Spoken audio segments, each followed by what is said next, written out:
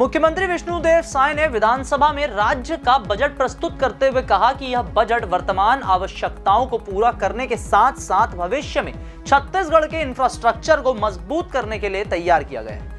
इस बजट के माध्यम से कृषि अर्थव्यवस्था को सशक्त बनाने के साथ साथ राज्य को एक इंडस्ट्रियल और आईटी हब के रूप में भी विकसित करने की दिशा में ठोस कदम उठाए गए हैं। प्रधानमंत्री नरेंद्र मोदी के नेतृत्व में राज्य सरकार ने छत्तीसगढ़ को विकसित राज्य बनाने का संकल्प लिया और यह बजट उसी दिशा में आगे बढ़ने का एक महत्वपूर्ण माध्यम बनेगा।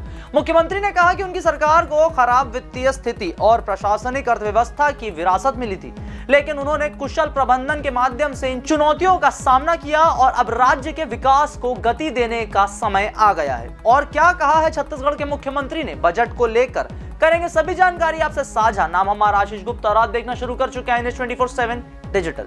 मुख्यमंत्री साय ने बजट को प्रदेश के विकास के लिए एक महत्वपूर्ण दस्तावेज बताया है, जिसमें मुख्य रूप से आधारभूत संरचना, औद्योगिकीकरण और तकनीकी विकास पर ध्यान दिया गया है। उन्होंने बताया कि राज्य में ट्रिपल इंजन सरकार की मदद से सुशासन और बुनियादी ढांचे को मजबूत करने के लिए बड़े स्तर पर निवेश किया जा रहा है।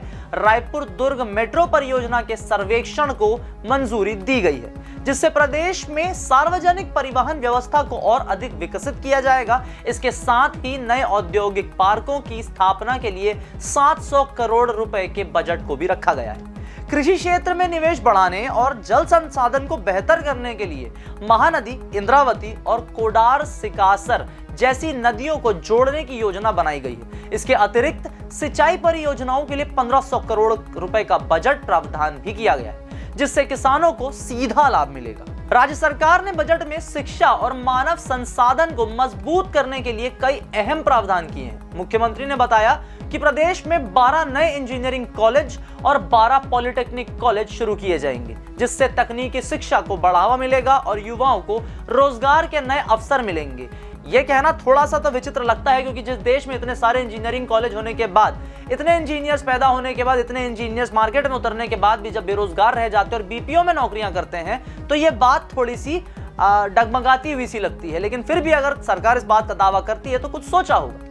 इसके अलावा नए अस्पतालों और आधुनिक स्कूलों की स्थापना की जाएगी, जिससे प्रदेश की स्वास्थ्य और शिक्षा व्यवस्था को मजबूत किया जा सकेगा। राज्य सरकार ने स्टार्टअप और नए व्यवसायों को सहयोग देने के लिए 700 करोड़ रुपए की इंडस्ट्रियल सब्सिडी सपोर्ट योजना भी लागू की। इस बजट में पूंजीगत व्यय 26,000 करोड़ रुपए से अधिक रखा गया है, जो कि पिछले वर्ष की तुलना में 18% अधिक है। इससे स्पष्ट होता है कि सरकार आधारभूत संरचना के विकास और नए निवेश को बढ़ावा देने के लिए पूरी तरह से प्रतिबद्ध है।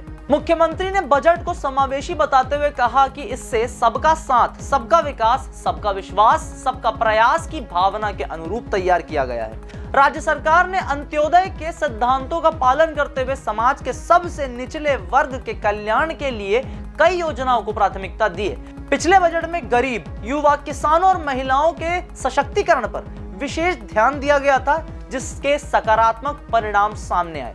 इस बार बजट में इन योजनाओं को और विस्तारित किया गया है, ताकि सभी वर्गों को लाभ मिल सके। सरकार का उद्देश्य है कि राज्य के हर नागरिक को विकास की मुख्य धारा से जोड़ा जाए और उन्हें आर्थिक और सामाजिक रूप से सशक्त बनाया जाए। साथ ही मुख्यमंत्री विष्णुदेव साय ने यह भी कहा कि उनकी सरकार ने छत्तीसगढ़ के समग्र विकास के लिए एक दूरदर्शी रणनीति तैयार की है। अटल बिहारी वाजपेयी की जन्म शताब्दी को अटल निर्माण वर्ष के रूप में मनाते हुए सरकार ने राज्य को एक विकसित औद्योगिक प्रदेश बनाने की नींव रख दी है। उन्होंने कहा कि छत्तीसगढ़ में ऐसी अधोसंरचना की आवश्यकता, यानी कि इंफ्रास्ट्रक्चर की आवश्यकता है, जो एक आधुनिक औद्योगिक राज्य की जरूरतों को पूरा कर सके। इस सोच के साथ सरकार ने बजट में बड़े पैमाने में पूंजी निवेश करने का निर्णय लिया है। यह बजट प्रदेश को आर्थिक मजबूती प्रदान करने के साथ साथ औद्योगिक और सामाजिक विकास को भी गति देगा। सरकार ने न केवल वर्तमान समस्याओं का समाधान करने पर ध्यान दिया है, बल्कि भविष्य की आवश्यकताओं को ध्यान में रखते हुए योजनाओं का खाका भी तैयार किया है। इस बजट से छत्तीसगढ़ नई ऊंचाइयों की ओर अग्रसर होगा और एक विकसित राज्य बनने की दिशा में तेजी से आगे बढ़ेगा, ऐसा छत्तीसगढ़ सरकार और छत्तीसगढ़ के मुख्यमंत्री विष्णुदेव साय का मानना है। तो ये थे छत्तीसगढ़ के बजट पेश होने के बाद उसे लेकर विभिन्न प्रकार की बातें जो राज्य के मुखिया द्वारा की गई हैं। अगर आपके विचार हमारे मुख्यमंत्री से अलग हैं या आपको लगता है कि ये सारी चीजें धरातल पर धरी की धरी रह जाएंगी या हो जाएंगी, अपने विचार अपने हमारे कमेंट सेक्शन में लिखना ना भूलें। वीडियो पसंद आए तो इसे लाइक करें, शेयर करें, चैनल को फॉलो सब्सक्राइब करना भी ना भूलें।